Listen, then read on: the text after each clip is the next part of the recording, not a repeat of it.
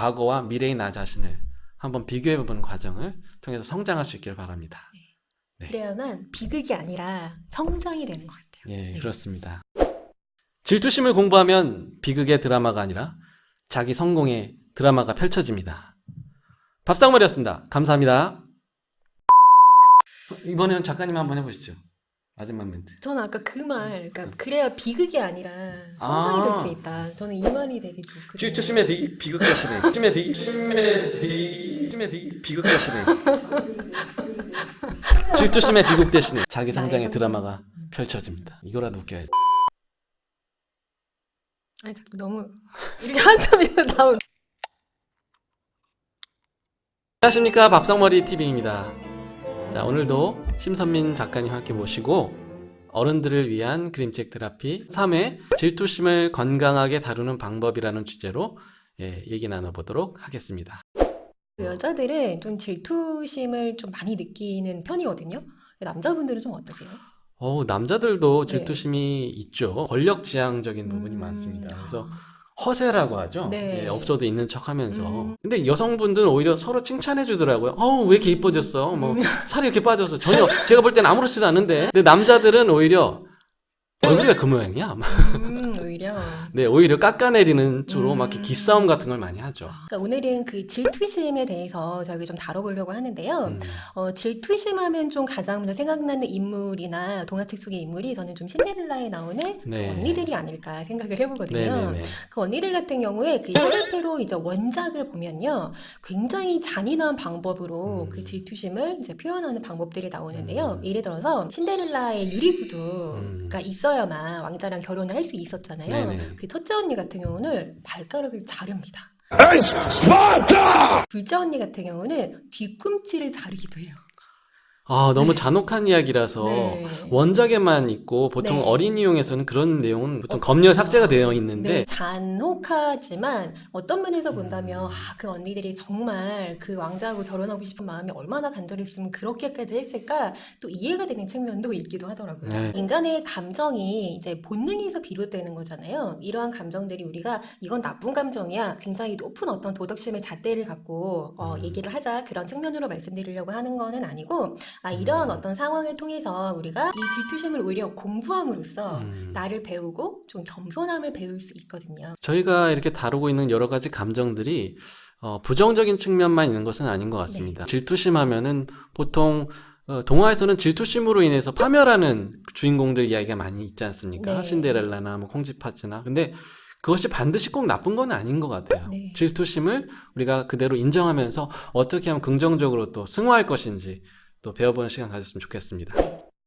제가 지난번에 한번 잠깐 설명드렸던 그 바람과 달이라는 그림책 아마 기억이 나실 거예요. 네. 그래서 그 바람이 달을 굉장히 부러워했잖아요. 네네. 그래서 하늘에서 밝게 빛나는 달이 너무너무 부러우니까 내가 널 날려버릴 거야. 내가 너를 날려버렸지? 너 나 때문에 사라져다 나타난 거야. 이렇게 얘기를 했잖아요. 네네. 질투심과 관련 있는 가장 중요한 단어가 투사라고 볼 수가 있을 것 같아요. 투사요? 네.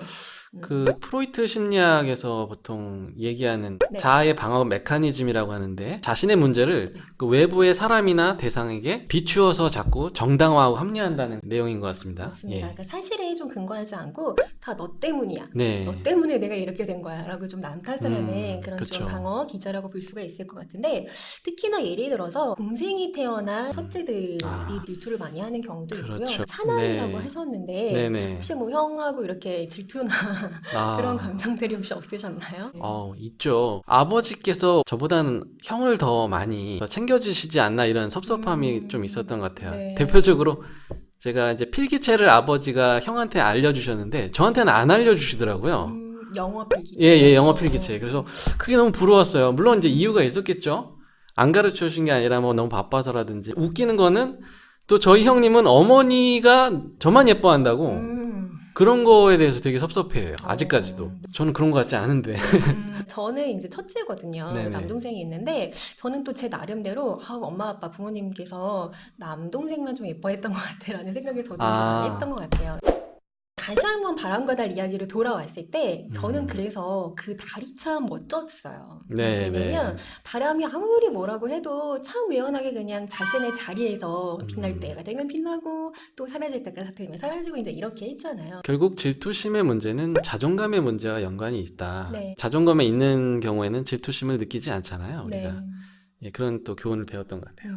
이 질투심이라는 감정이 누군가를 좀 부러워하는 마음, 그다음에 비교하는 좀 태도에서 기인하잖아요. 네. 그래서 오늘 또 그림책을 하나 제가 예. 소개를 해드리려고 하는데요.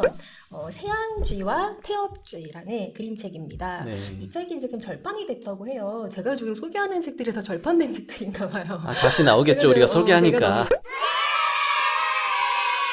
어떤 이야기냐면 새앙쥐가 살고 있었어요. 근데 음. 우리가 다 쥐는 정말 싫어하잖아요. 저도 그렇죠. 쥐는 정말 싫거든요. 네네.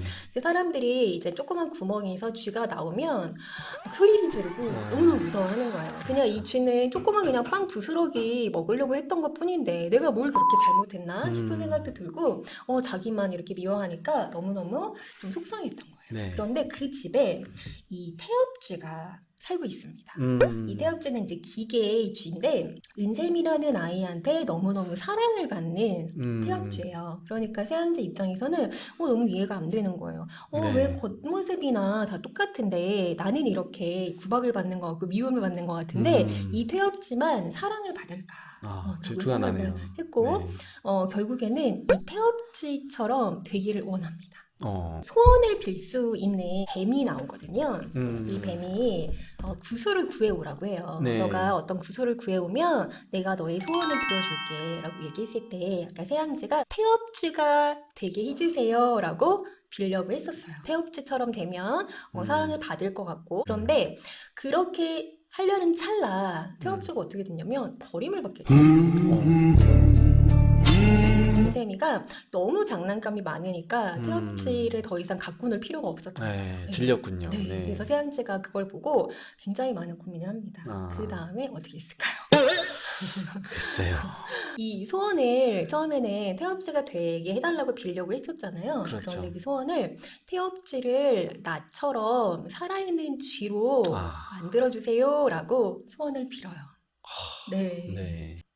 네. 네. 저는 굉장히 이 부분이 인상 깊었는데 어떤 상황에서 누군가한테 기여하는 마음, 그 기여하는 마음이 그 자기 실현을 할 때 왜 그 메슬로의 욕구 보면은 제일 큰 위의 욕구가 자기 실현의 욕구잖아요. 그 네, 자기 네. 실현의 욕구에서 나만의 욕구가 아니라 누군가한테 기여함으로써 거기서 오는 행복감이 굉장히 크다고 합니다. 아. 네, 기여하는 마음을 통해서 이 질투심을 극복한 새앙쥐의 이야기를 소개를 해드리고 싶었어요. 아, 네. 굉장히 큰 미국의 재벌이 있었습니다. 네. 근데 그분이 불치병에 걸렸어요. 그래서 자기가 아무리 많은 돈을 갖고 있어봤자 삶이 너무나 의미가 없고 건강한 사람 보면 너무나 부럽고 이렇게 허무하더라고요. 근데 자기 옆에 병실에서 어떤 소녀가 죽어가고 있는데 병원비가 없어서 치료를 못 받고 있는 거예요. 그래서 자기가 가진 돈을 그 소녀를 건강하게 회복시키는 데 드린 거죠. 그랬더니 그 소녀가 회복돼서 새 삶을 찾는 것을 보고서 이분도 건강이 회복됐다고 하는 일화가 있어요. 네. 이렇게 질투심을 극복하는 방법 중에 하나로 자아실현, 특별히 이 다른 사람과의 관계에 있어서 그 사람에게 긍정적 기여를 하는 것을 또 우리가 배웠습니다. 질투심이라는 단어를 생각하면 공부라는 말을 떠올리진 않잖아요. 네네. 근데 저는 좀 공부라고 표현을 하고 싶은데 왜 공부라고 표현을 했냐면 이 마음을 잘 살펴보잖아요. 그러면 내 마음속에 내가 좀 어떤 생각을 갖고 있고 그 다음에 내가 좀 잘하는 게 뭔지 강점을 발견할 수가 있거든요. 네. 저희 지금 방송의 좀 장점은 저희가 좀 직접 여러분들이 해볼 수 있는 거를 제시를 해드린다는 게 굉장히 큰 장점이거든요. 네. 사실은 수업료 내고 들으셔야 되는 건데 그래서 저희도 지금 이번 시간에 대표님이랑 저랑 같이 한번 직접 적용해 볼 수 있는 걸 한번 해보도록 할 텐데요. 첫 번째는 내가 지금 질투하고 있는 그 대상 이 누군지 한번 생각을 해보고 그 다음에 그 마음이 뭔가를 한번 분석해보는 시간을 한번 가져볼게요. 네. 지금 질투하고 있는 좀 대상이 혹시 있으신가요? 저도 좀 이렇게 자기중심적이라 남하고 비교 잘 안 하는 편이었는데 네. 유튜브 시작하면서 질투심이 생기더라고요. 제 고등학교 동기가 유튜브 최단 시간, 최다 조회수 기록 보유자가 있습니다. 누구죠? 되게 예, 궁금한데요. 전 세계에서 가장 유명한 한국인 중에 한 오, 사람인데요. 네. 네, 제가 고등학교 때는 그 친구 부럽다는 생각 전혀 안 했거든요. 어, 오늘 저희가 드디어 조회수가 세 자릿수 돌파하는 날인데요. 팔로워가 뭐 말씀드리기가 좀 입주중 같은. 여러분들 많은 구독 부탁드릴게요. 네. 그러면 이제 그 대상이 있었잖아요. 그 질투하는 마음이 뭘까? 그 어떤 친구분에 대한 것들이 좀 생각이 난다는 거는, 아, 나도 어쨌든 이렇게 좀 유튜브라든가 이런 교육 사업이라든가 앱을 개발을 했기 때문에, 아, 나도 이 분야에서 좀 잘해보고 싶어 라는 마음이 좀 있지 않을까 좀 네, 싶어요. 그렇죠. 그래서 잘하실 네. 것 같아요, 제 생각에는. 그래서 이때 우리가 그냥 무조건 누군가를 질투하고 거기서 끝내는 것이 아니라 5년 전 또는 10년 전에 나하고 한번 비교를 해보고, 그 다음에 내가 그러면 5년 후에 10년 후 어떻게 나아갈까를 비교를 한번 해보면 좋을 것 같아서 제가 네. 이렇게 하나 준비를 좀 해봤어요. 아, 예. 5년 전에 또는 10년 전에 대표님 모습은 어땠는지 한번 이야기를 해주실 수 있으세요? 사실 5년 전만 해도 네. 제가 이렇게 유튜브를 시작하고 또 앱을 개발해서 전혀 다른 제 꿈을 찾아갈 거라고는 상상도 할 수 없었던 것 같아요. 네. 그때만 해도 그저 매일 반복되는 일상에서 때론 너무 무료하게 재미도 없고 그런 삶을 살지 않았나 생각이 듭니다. 네. 그러면 5년 전, 10년 전에 비해서 지금 대표님의 모습은 좀 어떻게 발전이 되어 있는지. 두 가지를 병행한다는 게 정말 네. 힘들구나라는 건 많이 느끼지만 네. 내가 해야 될 일이 있고 할 수 있는 일이 있다는 것 때문에 굉장히 가슴이 뛰고요.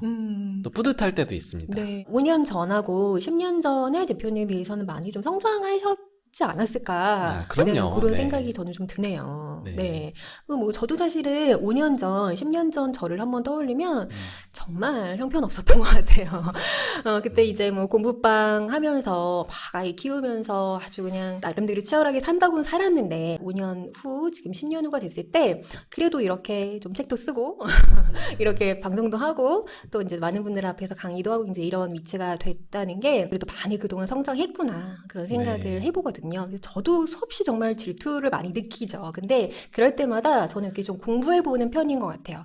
내가 갖고 있는 그 질투라는 마음 속에 진짜 내가 원하는 욕구가 뭐였지? 내가 지금 추구하는 게 뭐고 내가 바라는 게 뭘까? 그 다음에 내가 나아가야 될 방향이 뭘까를 좀 한번 생각해 보는 것 같아요. 네. 그러다 보면 질투라는 감정이 그냥 부정적인 감정이 아니라 아, 나를 굉장히 성장시켜주는 감정이었구나라는 거를 좀 깨닫게 되더라고요. 네. 네, 여러분들도 한번 이렇게 해보시면 좋을 것 같아요. 5년 전, 10년 전 나의 모습하고 그 다음에 지금의 나의 모습, 그 다음에 5년 후, 10년 후 내가 나아갈 거를 한번 적어보시면서 내가 갖고 있는 질투라는 감정을 어떻게 좋은 방향으로 방향을 좀 변환해 볼 수 있을까 한번 적어보시면 좋을 것 같습니다. 오텔로에 나오는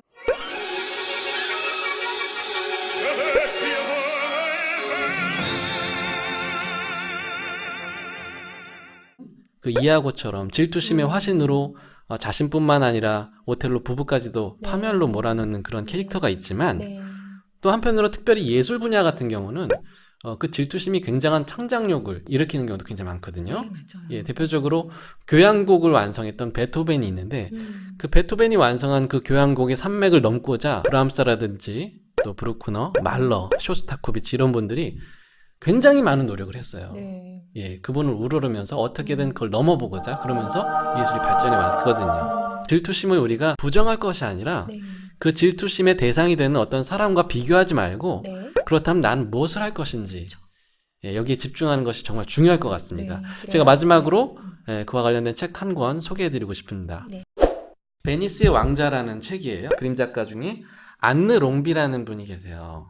예, 프랑스 작가인데 굉장히 예술적인 그림을 그리시는 분인데 안타깝게도 이분 책들이 다 절판되고 지금 하나밖에 안 남았어요. 예, 그 책인데요. 이 베니스에 정말 잘생기고 모든 것을 가진 다른 사람의 질투심을 불러일으킬 만한 왕자님이 살고 있었는데 어느 날 자기보다 더 많은 것을 가지고 있는 정말 부자일 것 같은 한 정체불명의 사나이가 등장하면서 이분이 이 사람을 질투하느라고 자신이 가지고 있던 것들을 다 잊어버릴 정도로 굉장히 흔들리게 되는데요. 나중에는 그것이 아무것도 아니라는 사실을 이제 발견하게 돼요. 네. 자신이 그렇게 질투했던 그 대상이 결국은 아무것도 아닌 허상에 불과하다는 것 때문에 깨달음을 얻는다는 그런 내용입니다. 굉장히 이렇게 예술적으로 또 베니스를 배경으로 한 네. 아름다운 그림책인데 한번 읽어보시면 좋을 것 같고요. 네. 이 그림책처럼 저희가 질투심을 느끼더라도 그 대상에 집중하지 마시고 그것을 통해서 나 자신을 돌아보고 지금 내가 할 수 있는 것, 그리고 아까 말씀드렸지만 과거와 미래의 나 자신을 한번 비교해보는 과정을 통해서 성장할 수 있길 바랍니다. 네. 그래야만 비극이 아니라 성장이 되는 것 같아요. 예, 네. 그렇습니다. 질투심을 공부하면 비극의 드라마가 아니라 자기 성공의 드라마가 펼쳐집니다. 밥상머리였습니다. 감사합니다. 이번에는 작가님 한번 해보시죠. 마지막 멘트. 저는 아까 그 말, 그러니까 그래야 비극이 아니라 성장이 될 수 있다. 저는 이 말이 되게 좋거든요. 질투심의 비극 대신에 비극 대신에 질투심의 비극 대신에 자기 성장의 드라마가 펼쳐집니다. 이거라도 웃겨야지. 아니, 자꾸 너무 이렇게 한참에서 나오면 너무 예뻐.